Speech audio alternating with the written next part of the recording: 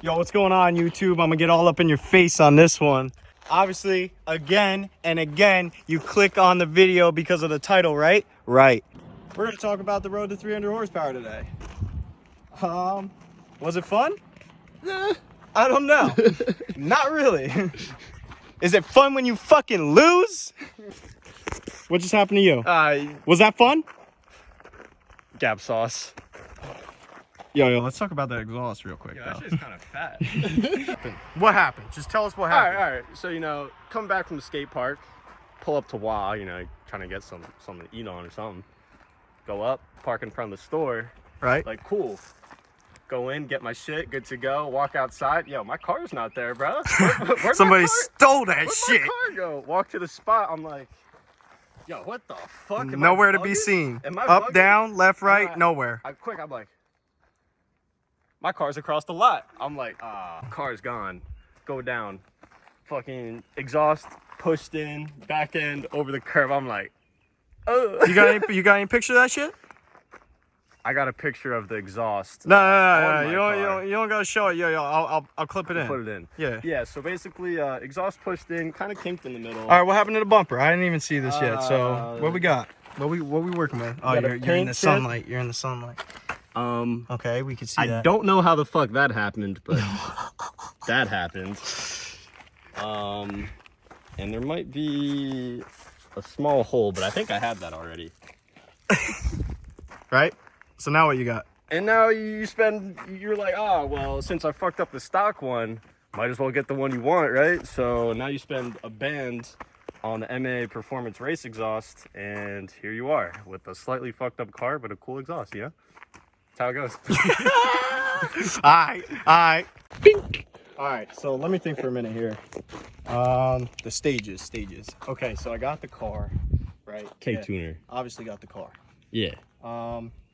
I did an intake, a blow-off valve. We'll talk about that shit in a minute, you motherfuckers. Don't you be roasting me in the fucking comments for that shit. Don't do it, okay? I'm getting to it. Intake, blow-off valve. Don't do it. Blow-off valve. I got a resonator delete and a muffler delete. So I had one single tip. Didn't do that, okay? But anyway, I had one single tip coming out the back of the car, right? Never seen that before. Unheard of, right? That shit was fat. Looks like a fucking fence post, honestly. But every fucking once in a while, the car would get a little upset. Okay, we'll just say it that way. I don't know if anybody else has actually had this problem, by the way, because I haven't really heard of it. But my phone just fucking overheated. Don't ask why. I don't know. I got a 12. This bitch clapped. Okay, look at the screen. Look at, you see that temperature? So anyway, I don't know when the last clip stopped, so I'm gonna try to pick up where it stopped, but I have no clue. You're beating the balls off your car. Yeah, I was beating the balls off my car with an intake, a blow-off valve, and a muffler delete. And then, like, every once in a while, my car would just, like, the check engine light would come on, and then every other fucking light would come on, and then the car would just start misfiring and shit. And the first time it happened to me in PA. I live in Jersey. So I was kind of scared, I'm not trying to fucking tow my car back that far. My cars have never been on a tow truck, so it's like just a pride thing, So I turned the car off, I turned it back on, it's fine. It's done it like 4 or 5 times after that. It just sounds like it's like knocking and misfiring and shit, and it blew up or something, and then you just turn it off and you turn it right back on. It's like, all right, cool, we're cool. All right, chilling. So there was that stage. So then after that, I bought the K-tuner, and I was like, all right, I'm not gonna, I heard about the clutches and stuff like that. So I was like, all right, a little pep in the step. not gonna put it on the 23 PSI map, right? No way. Not doing it. I just want my boost to not taper down like it does from factory, because it goes from 17, and then when you get higher in RPM, it tapers down. I'm sure all you guys know that. Yeah. And then it feels like dog shit. So I'm like, I just want the full 17. You know what I mean? So then, I put it on that. I put it on like the stock tune, like the stock the K-tuner map. K-tuner off the shelf tune, I should say, like the stock amount, the same amount of PSI as stock. So it was on that for a little while, and then I was like, let me get into it. I kind of want to feel the 23 PSI map, right? You guys fucking do it. I know you do it too. I know I'm not the only fucking one. So then I was like, all right, you know, it won't hurt to put it on the dual map to where, you know, if it's not in sport mode, it's just normal. And then, you know, sport mode, 23. Or if it wasn't in sport mode, it was on like 19 and a half or some bullshit. Something. So then, you know, I was rocking with that for a little bit. And then I decided to just, you know, drive it on like 23 all the time. And then after that, my clutch just said, no thanks. I don't feel like it anymore. So I was like, okay, you know, I'll just baby it, you know, whenever I want to get into it. Fucking A, dude. Dude, there's so many bugs out here. But anyway, whenever I want to get into it, I'm just slap 23 on, you know what I mean? Just slap it in sport mode and then I'll just Slap rip it. some people, It should be fine, you know? As long as I get in higher RPMs. It was like mostly when it started, it was low RPM torque that was really killing it. Dude. I just killed that motherfucker.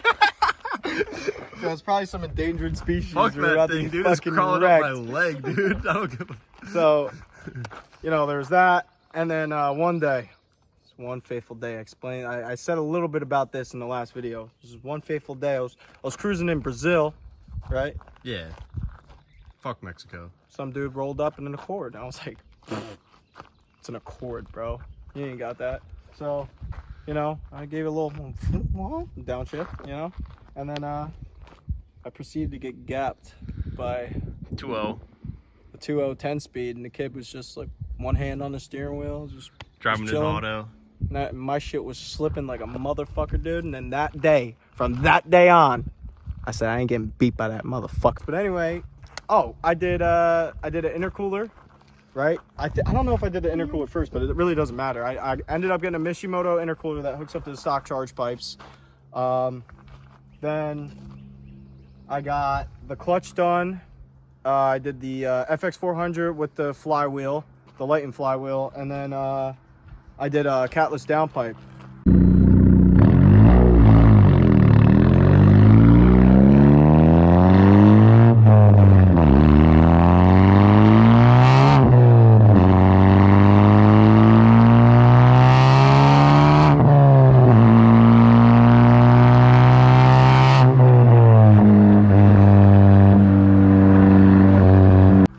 And then from there on, we were a choo-choo train. We're smoking like crazy. So I don't know if it's just the factory cat just dilutes a lot of that crap, which is what I have discovered because I've done extensive research on the shit. And everybody else is like, oh, it's your head gasket, your head gasket. That's fine. Head gasket ain't fucking blown. I'm going to do some stuff about that in a little bit because I don't really trust it right now at the power level I'm at. But anyway, it's not blown. So why is it smoking? yeah, so then I went through a whole bunch of shit. That's when I ordered the RV6 365 turbo because I was like, all right, the turbo's probably blown, like whatever. Did the turbo, and then from there on it was just a snowball effect. And like this kid we know was just parting his car out, and I could get shit for pretty cheap. So then I was catless downpipe. It was like an eBay brand. It was a catless 2.5 inch catless downpipe and front pipe, and then I had InGen intake. I didn't have the Cobra. I had a bunch of like weird parts, like a weird mashup of parts. So then the kid was parting the shit out, and then it was like prices I couldn't say no to. So then I was like, all right, I'll just sell the shit I got now, and then I'll just convert everything to whatever he was running. And it's like pretty much full PRL. Yeah, it was like full PRL and like RV6. So yeah, the RV6 turbo and the catless downpipe and that. I didn't buy any of that. After I was done with the catless downpipe, I was trying to figure out a way to get like less smoke. So I went with the MA Performance high flow catted downpipe I found on Facebook Marketplace. I think I looked it up the other day. It was like $800 something or something like that, just like for the downpipe. $800. You got it for like $350 though. Yeah, I got it for $350 off Facebook Marketplace off this kid that went PRL big turbo kit that you can't buy anymore. Yep. Obviously. So I did all that, and then pretty much from here on out, that's what you're seeing. I got a base map from D-Rob with the RV6 turbo, and then I forgot to, like, I didn't really forget, but I was kind of lazy. I didn't send him the data logs, and I let my shit expire, so don't do that. You got 30 days, dude. 30 days. Contract.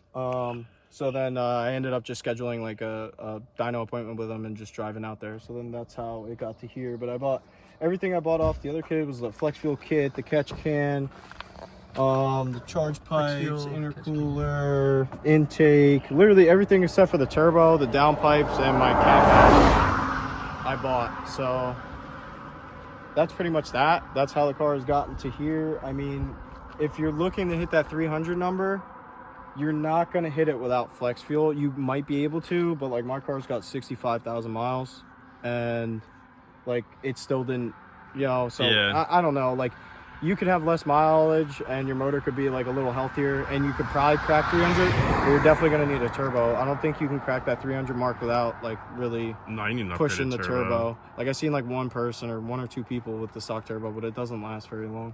So there's that. Was it worth it? In my opinion, it depends what you're doing with the car. Like if you're looking to go in straight lines fast, like this is not the car. I'm just gonna say it flat out. This is not the car to modify. Don't modify the new Integra. Don't modify the 11th gen if you're looking to go in a straight line. It's not worth it. So Definitely not making big power. yeah. Yeah, you can make like you can crack 300, like I said, with the flex fuel and a bigger turbo. But like at the end of the day, the motor's like still an economy motor. Like I mean, Yeah. I guess that's how all Civics were, but they've had years and years to have parts developed for them. Like this has been out since 2017, so I mean it's had some years, but there's still a lot that people don't know about them. It's cool, but like, was it worth it? To me, no. But you get in too deep, it just keeps going. Yo, if you want to buy it, it's on Facebook Marketplace right now. It is up for sale. I put it up for 25. I don't even know what the fuck it's worth. I really don't. But anyway, I'm getting the soon I should be getting the I'm just gonna have this shop called Dynamic Performance. They got one like really fast sport front wheel drive car, and I know like decent amount of people there. So we're just gonna get the valve cover gasket redone because you saw there's like a little bit of grimy oil and shit. We're gonna get the head studs, head gasket, and valve seals replaced in the head. I don't think I'm really gonna go crazy and get like cams or anything like that. Springs and retainers probably not. Like I don't think it's worth it to really build the motor. It's a fun car. It gets up for a daily driver, you know.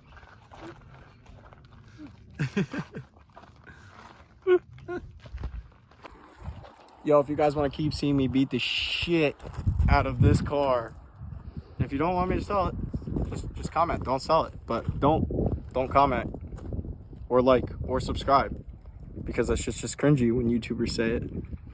I'm not a YouTuber. Maybe I am. I don't know. Yeah, don't do it because it's cringy as fuck. Yo, but if you want to do it, hit that shit.